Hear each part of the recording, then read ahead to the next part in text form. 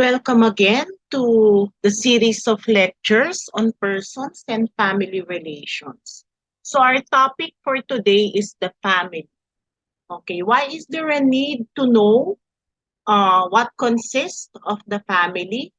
The reason is precisely because uh, when a family is involved, there is a need to exert earnest efforts towards amicable settlement.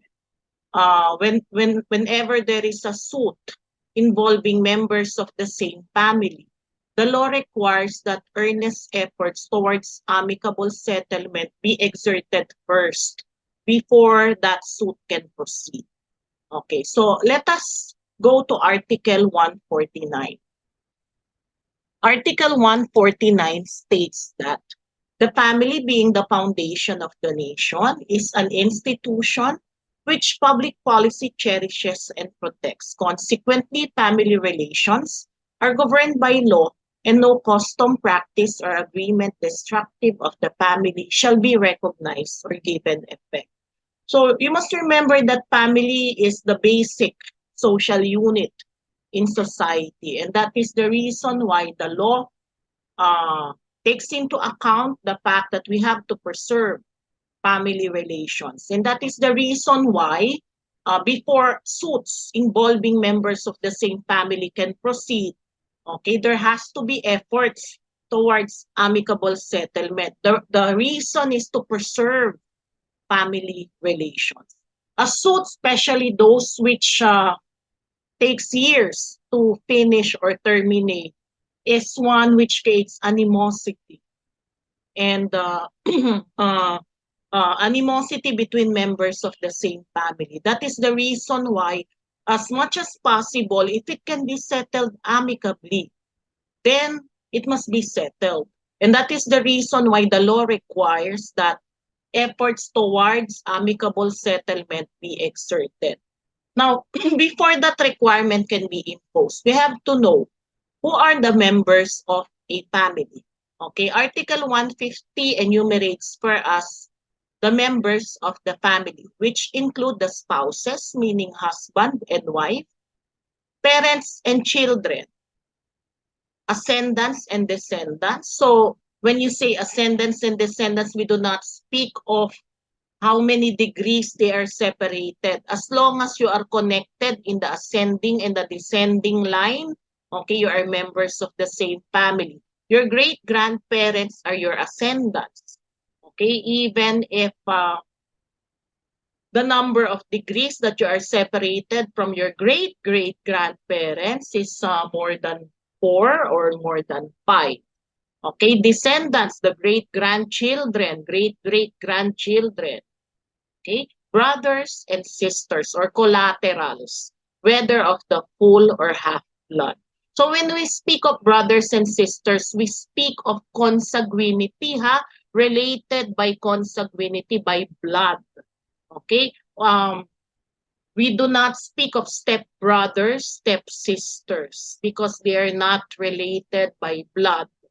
Okay, so it doesn't matter whether it is full or half, as long as there is a common blood flowing within the veins of the siblings, they are considered as family.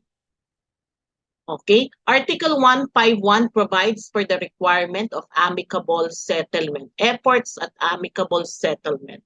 No suit between members of the same family shall prosper unless it should appear from the verified complaint or petition that earnest efforts towards a compromise have been made, but that the same have failed.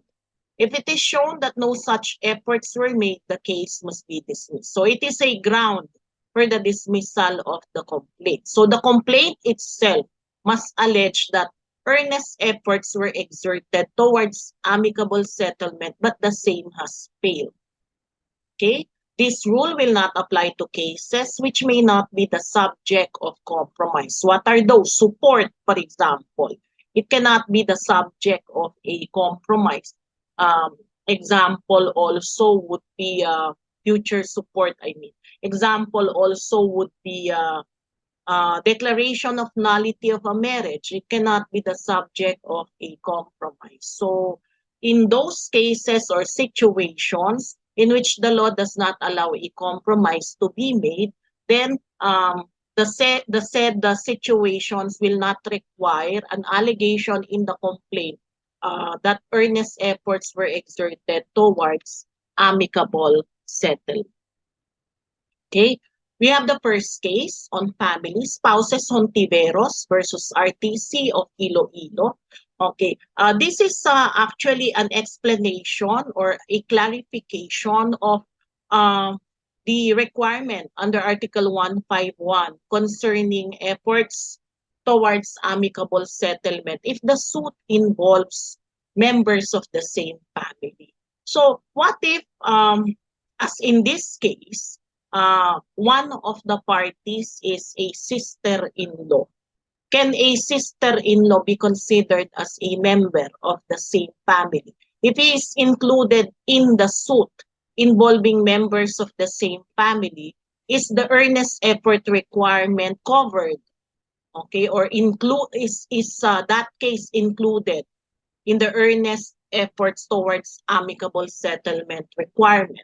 Okay, the Supreme Court in the case of Hontiveros explained that Article 151 of the Family Code does not apply since the suit is not exclusively, remember or underscore the word exclusive. So it must be exclusively among family members. So if one of the members does not belong or is not included in the definition of what consists of a family, okay, then the suit is taken away or excluded from the coverage of the requirement for earnest efforts towards amicable settlement. So whenever a stranger is a party in a case involving family members, the requisite showing of earnest efforts to compromise is no longer mandatory. So the inclusion of Aison as defendant and petitioner Maria as plaintiff takes the case out of the ambit of Article 151 of the Family Code. The enumeration of brothers and sisters as members of the same family does not comprehend sisters-in-law.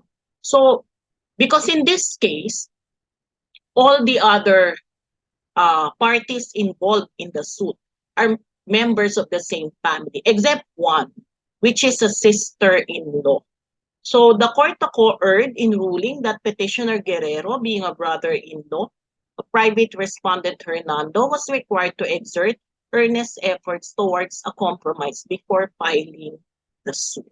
So the important thing, or the moral of the story in the Hontiveros case is, if one of the parties to the case does not fall within the definition of members of the same family under Article 150, okay, the suit is excluded or taken away from the ambit of Article 151, requiring that earnest efforts be exerted towards a compromise or towards amicable settlement. Okay. We have the case also of Moreno versus Can, which is actually a reiteration of the case of Hontiveros. Okay, for Article 151 to apply, the suit must be exclusively between or among members of the same family. Once a stranger becomes a party to the suit, the earnest effort requirement is no longer a condition precedent before the action can prosper.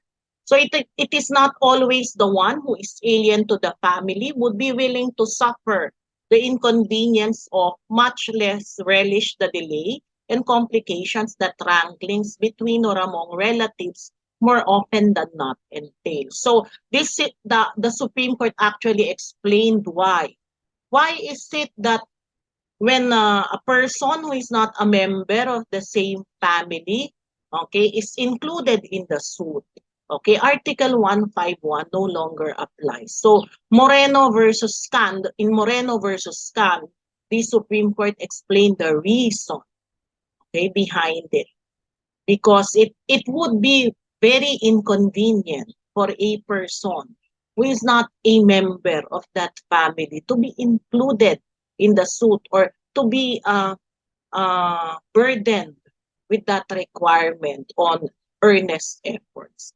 Besides, it is neither practical nor fair that the determination of the rights of a stranger to the family who just happened to have innocently acquired some kind of interest in any right or property disputed among its members should be made to depend on the way the latter would settle their differences among themselves. Case law states that Article 151 must be construed strictly, it being an exception to the general rule. So in view of the inclusion of strangers to the suit, in this case, because the other parties are full-blooded siblings, the court concludes that the suit is beyond the ambit of Article 151 of the Family Code. Okay.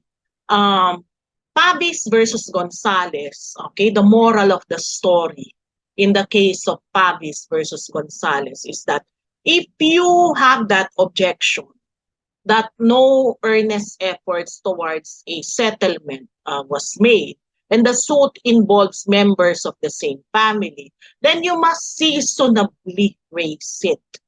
Okay? If it is not seasonably raised, it is deemed waived. Okay. Why the objection of failure to allege a failed attempt at a compromise in a suit among members of the same family is waivable was explained in the case of Versosa, a case for future support which was dismissed by the trial court upon the ground that there was no such allegation. While the court ruled that a complaint for future support cannot be the subject of a compromise, and as such, the absence of the required allegation in the complaint cannot be a ground for objection against the suit. It was made clear that failure to allege earnest efforts but failed to compromise in a complaint among members of the same family is not a jurisdictional defect, but merely a defect in the statement of a cause of action. So the defect may however, be waived by failing to make a seasonable objection in a motion to dismiss or answer. The defect being a mere procedural imperfection which does not affect the jurisdiction of the court. So no motion to dismiss the complaint based on failure to comply with a condition precedent was filed in the trial court. Neither was such a failure assigned as error in the appeal. So the rule on deemed waiver of non-jurisdictional defense or objection is only applicable to the respondent. So if you have that objection, you must raise it seasonably. Otherwise, it is deemed waived. Remember that it is not a jurisdictional defect, but only a defect in the cause of action, the statement of the cause of action. So if you did not raise it, then it is deemed waived. So that is all for family. Thank you for listening.